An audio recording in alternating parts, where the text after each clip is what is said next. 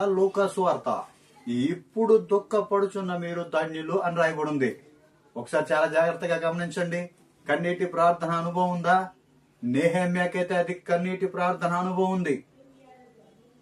తన పురమును గురించి తెలవగానే, లేకపోతే యెరూషలేమును గురించి తెలవగానే కన్నీటి ప్రార్థన మొదలు పెట్టాడండి. కన్నీటి ప్రార్థన ద్వారా రాజు హృదయాన్ని కదిలించి ఆ పట్టణానికి కావలసిన సామగ్రిని అంతా కూడా తీసుకొని పోతా ఉంటాడు.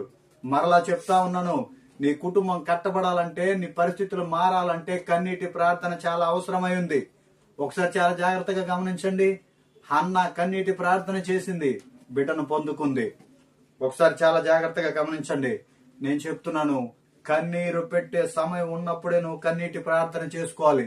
మనకు అవకాశం ఉన్నప్పుడే చేసుకోవాలి. ఎందుకనంటే ఇస్కరియోతు యోధ తన అవకాశం అయిపోయిన తర్వాత కన్నీరు పెట్టుకుంటా ఉన్నాడు.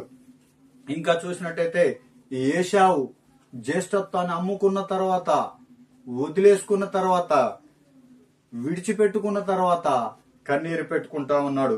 ఇంకా చూసినట్టయితే ఆదాముని దేవుడు పిలిచినా గాని పశ్చాత్తాపడట్లేదు, కన్నీరు పెట్టుకోవట్లేదు. ఎంత మాత్రం కూడా విధేయత, దేవునికి లోబడే తత్వం కనబడట్లేదు.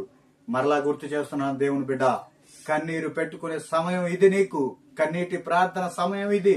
దేవుడు నీకు అవకాశం ఇస్తున్నాడు గనక కన్నీటి ప్రార్థన చేయడం చాలా ముఖ్యం, చాలా అవసరమై ఉన్నది అది. ఇంకా చూద్దామా ఒకసారి. ఒకడు ధనవంతుడున్నాడు, వాడు కన్నీరు పెట్టుకుంటున్నాడు. ఎక్కడ? నరకంలో ఉండి, అగ్నిలో ఉండి కన్నీరు పెట్టుకుంటున్నాడు. ఓ తండ్రి అయిన అబ్రహామా అని కన్నీరు పెట్టుకుంటూ కేకలు వేస్తూ పిలుస్తా ఉన్నాడు. ఈ రోజు అటువంటి పరిస్థితి వచ్చిన తర్వాత కన్నీరు పెట్టుకుంటే ప్రయోజనం ఏమి ఉండదు. అందుకని నువ్వు క్షేమంగా ఉన్నప్పుడే కన్నీటి ప్రార్థన చేసి దేవుని పాదముల యొద్ద పడి. మీకు ఇంకొక అద్భుతమైన మాట చెప్పనా?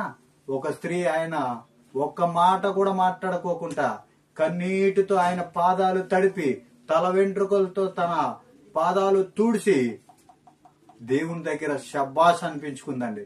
ఏమ విస్తారమైన పాపాలు క్షమించబడ్డాయని రాయబడి ఉంది. బిడ్డ, మరొకసారి గుర్తు చేస్తున్నాను, కన్నీటి ప్రార్థన పరిస్థితులను మార్చగలుగుతుంది. కన్నీటి ప్రార్థన కుటుంబాన్ని కట్టగలుగుతుంది. కన్నీటి ప్రార్థన మన పాపాలన్నింటినీ కొట్టివేస్తుంది. ఆమేన్, ఆమేన్.